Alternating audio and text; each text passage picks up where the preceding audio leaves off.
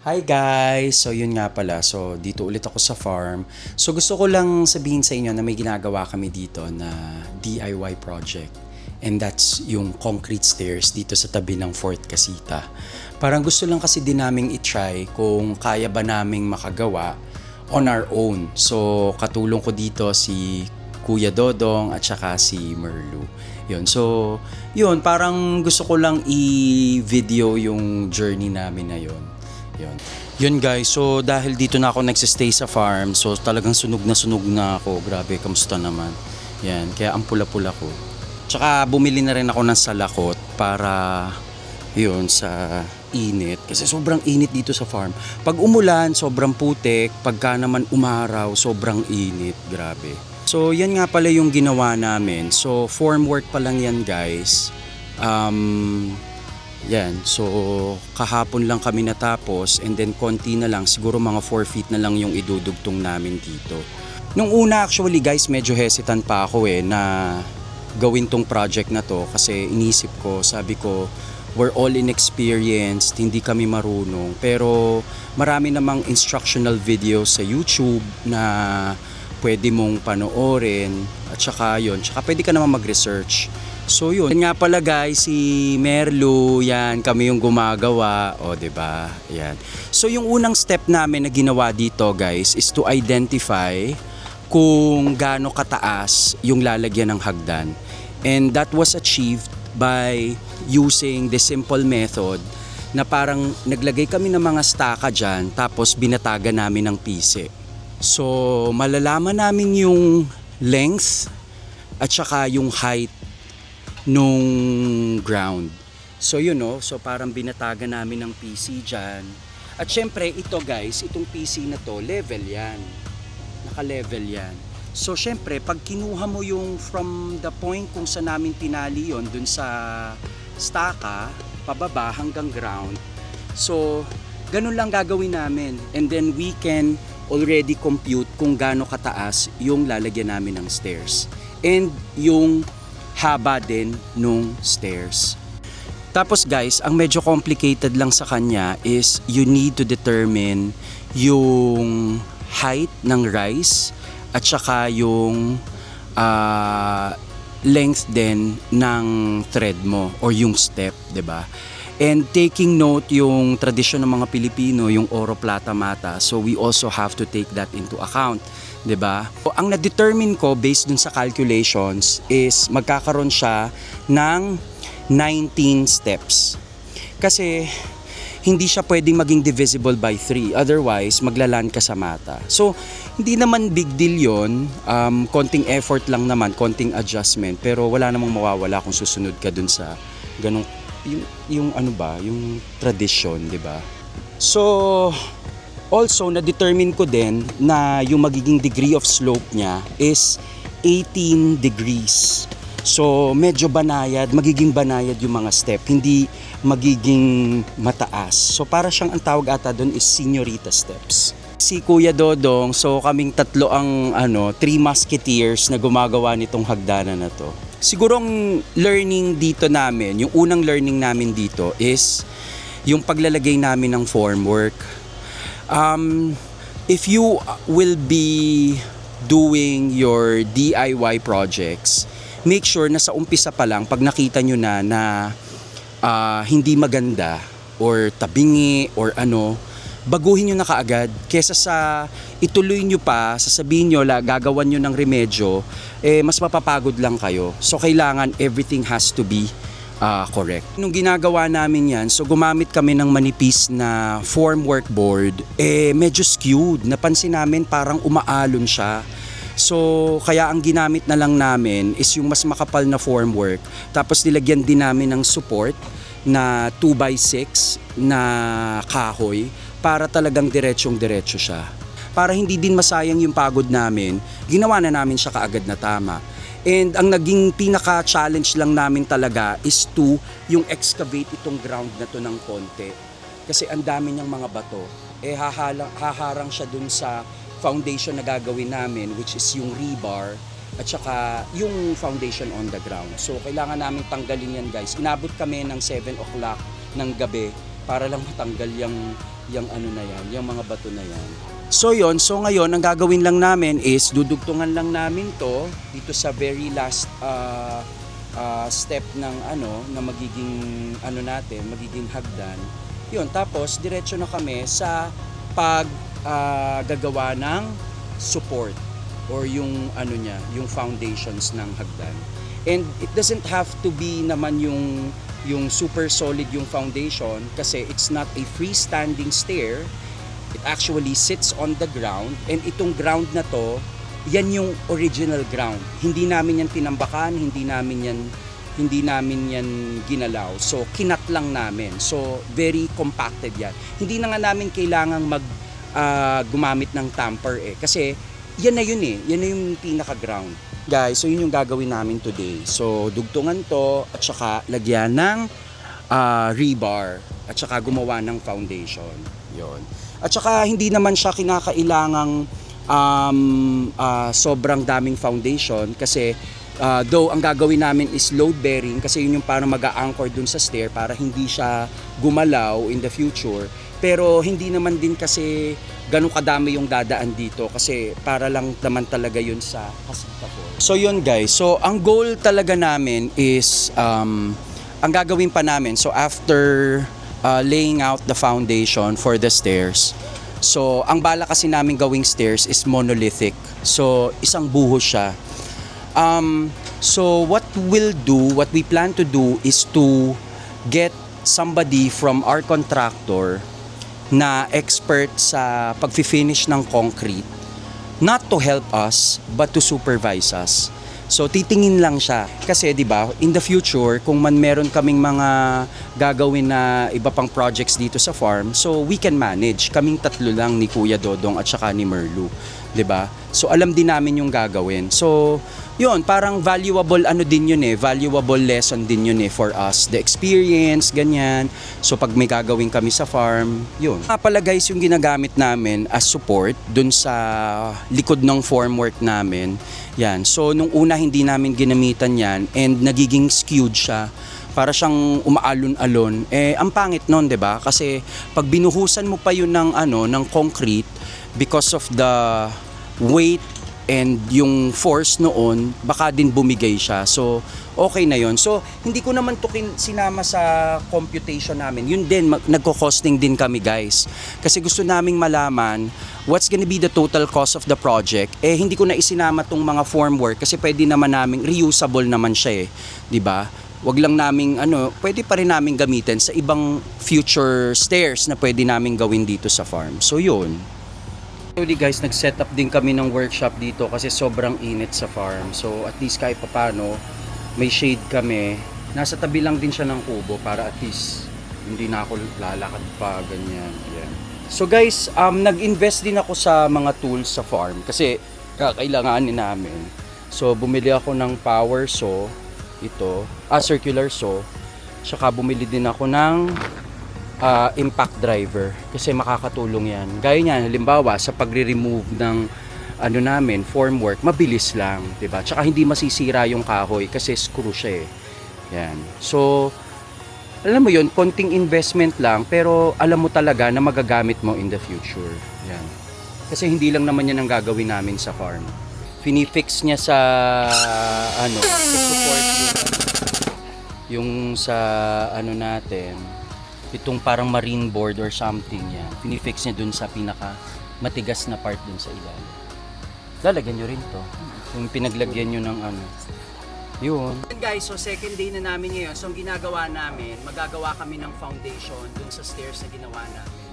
So I opted for bali 6 on the ground foundation. 6 lang kasi naman siya hindi naman siya freestanding na stair. So it's laying flat against the ground kaya konti lang na kabilya yung gagamitin namin, but still kailangan naming lagyan ng parang angkla ba kasi baka dumaustos yung So yun, nagpuputol kami dito ng bakal.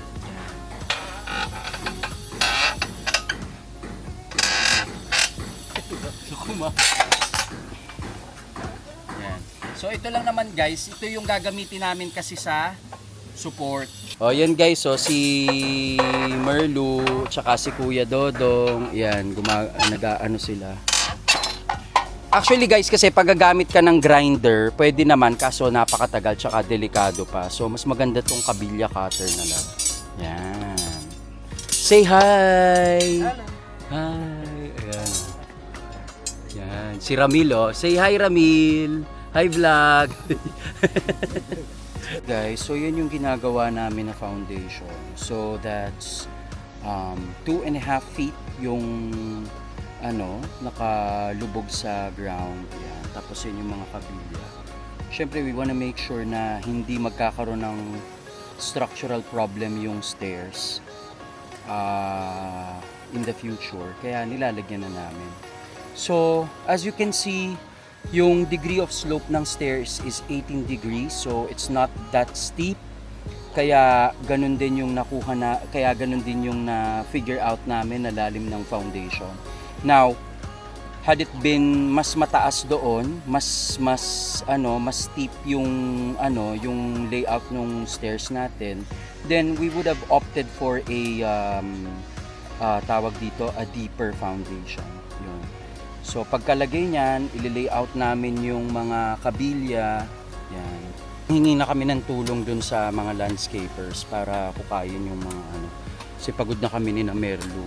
Imagine niyo kami nagukay nito.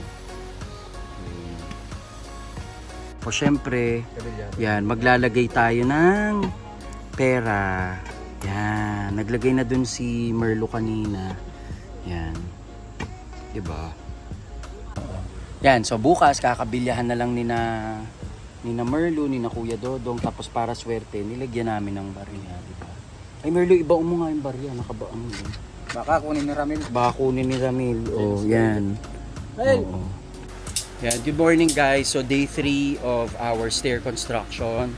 So as you can see yan, nilalatagan na namin ng mga rebars for support. So yun. So siguro after nito, lalatagan namin ng kahit manipis lang na layer ng graba. And then ikakabit na namin yung mga risers. Pero yung mga risers kasi, mga ilalagay namin dito, parang i-recompute ko pa yung height at saka yung length, and then magpapadeliver pa ako ng nitong mga plywood para gumawa dun, para yun nga, para sa riser. So medyo mainit, na sunog na ako kahapon. So yan, so as much as possible we wanna make sure na it's very sturdy and it's structurally sound. Akit ako, para papakita ko sa inyo. So as you can see guys, yung rebar natin has to be slightly elevated from the ground kasi nga lalagyan pa natin yan ng bedding ng gravel, 'di ba? Tapos dito natin lalagyan ng mga risers. Yan, diyan. So yun. So it's very crucial na dapat tama yung sukat ng risers natin kasi yun na yung parang magiging form nung stairs once we've already poured in our concrete, kasi syempre hindi mo na mababago yon. So it has to be precise. Medyo happy nga kami kasi tinatanong namin yung gawa namin, pinapacheck namin from time to time dito sa mga foreman dito sa farm. And yun, parang good job daw kami, ganyan. At saka mukha daw, by the looks of it, mukhang matibay na matibay yung magiging stairs, yun. So ang concern ko lang naman din kasi is yung parang yung mga yung cracking, 'di ba? Which is very natural whenever you pour fresh concrete. When it dries up, nagkakaroon siya ng parang minuscule cracks, which doesn't really affect the overall integrity of the structure, pero syempre gusto mo ma-minimize 'yon for cosmetic lang, 'di ba? For aesthetics, 'di ba? Very unsightly kasi kung may mga cracks. Yon, mga hairline lang naman 'yon. So 'yon. Syempre ang sisipag ng ating mga yan. Guys, say hi! Ayan, oh, 'di ba? Oh. Yan. So day 3. So mamaya papakita ko sa inyo yung mga risers pag natapos na. Gagawin ko 'yon. Ako mismo yung nagka-cut kasi pagka pagka-cut, gusto ko nakikita ko mismo yung para tama ang sukat, ganyan, just to make sure that everything is okay. Kasi ang hirap na magkakamali sa pagpuputol, tapos iisip ka ng remedial, hindi naman pwede kasi nga kailangan talaga exact yung mga measurements. Ayun. Para hindi na rin magkaroon ng problema in the future. Yan. So guys, habang nilalagyan nga pala ni ng graba yung stair. So naisip ko na gumawa ng exercise dito sa paglalagay ng pag-aayos nitong stairs. Kasi ito yung design niya, ganyan. Oh guys, so far ito yung nagawa ko na una. Yan. Ay sorry, hindi kita. Yan. Kasi ito naman yung pangalawa kong ginagawa. So, para meron kasi siyang konting indentation dito sa side eh. So lalagyan ko rin siya dito. Pero yun nga, medyo hindi pa kasi, not sure kung medyo malambot pa yung yung semento. So patitigasin ko muna para it will hold its form. Baka kasi masira pa eh. Yun. Guys, so dalawang steps lang yan. So kinumpleto na natin yung isa. Saka yun yung dalawa. Diba? And hi guys! So it's day 4 of our stair construction. So as you can see, we've already laid out the rebar foundation of our stairs. Yan. And then we've also managed to put gravel bed on the stair. Yan. And that's to again increase the stability of the structure. Yan. So today what we're gonna do is we're going to cut the risers. Yun. So hindi lang namin sure kung makakapag-pour kami this week because of inclement weather. So hopefully gumanda siya. Kasi ang iniisip ko baka i-finish namin tapos uulanin siya. So papangit lang yung forma niya. So ayun guys. Yun nga pala guys, kung gamit ako nito pagka halimbawa nagpa-power tools kasi sobrang ingay, minsan ang sakit sa tenga. So yun, to protect my ears. Ginagamit ko 'to pag natutulog ako ha.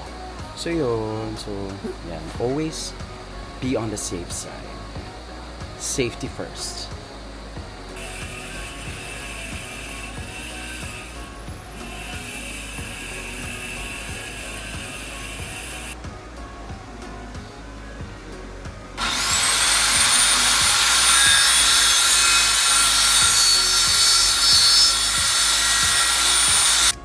So guys, ina-attach na namin yung mga risers dito sa form. So yan, kailangan lang siya ay secured kasi syempre, 'di ba? Yung weight at saka pressure ng concrete kailangan maho-hold niya.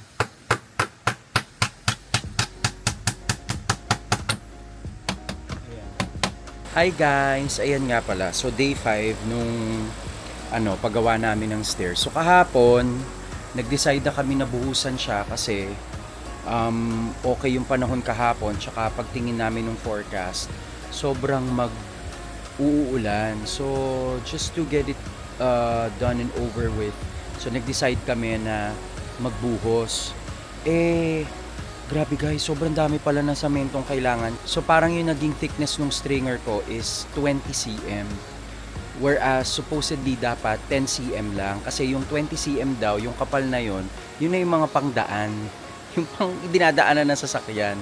So yun, good thing naman na maraming nagtulong yung mga tao namin sa landscape at saka yung mga tao din namin sa GenCon namin dito sa bahay, pati yung mga gumagawa ng pool. Ayun, so nag-start kaming magbuhos around 4:30 PM and then we ended mga 9:30 na. So almost 5 hours kaming nagbubuhos. Ayun. So ito na siya ngayon guys. So as you can see, ayan, so natuyo na siya.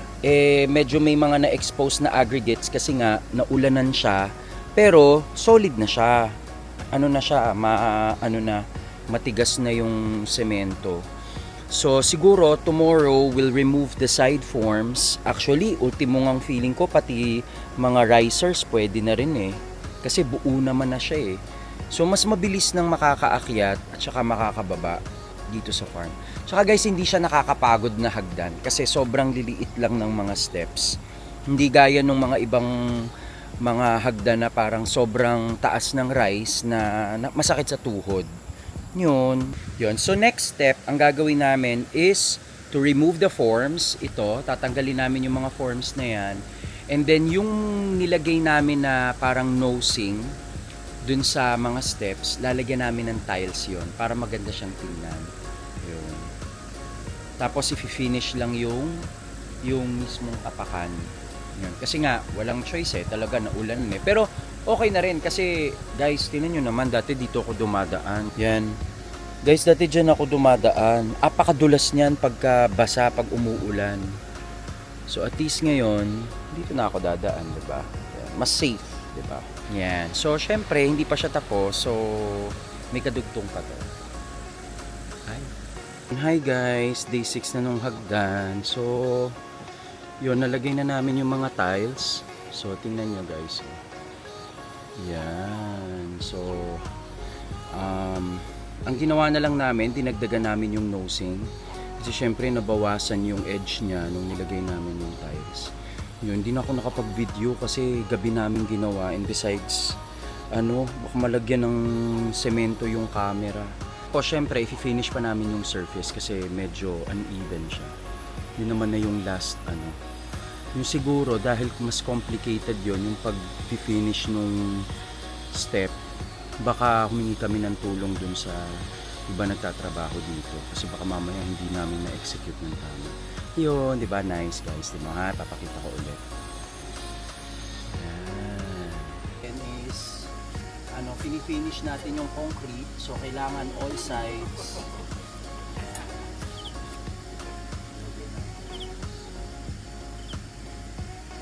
Bubuli ang to. Parang hindi pa ata. Yan guys, so natapos na namin kahapon yung hagdan. So finally, kahit na pangit yung panahon, ganyan, parating nasususpend yung mga finishings namin. Ayan. Pero ngayon, natapos na namin. Yan, so papakita ko ngayon sa inyo yung finished product. Yan o. So tapos na siya. Kailangan na lang ng handrail siguro. Yan. So total of 20 steps. So yan. So nice work.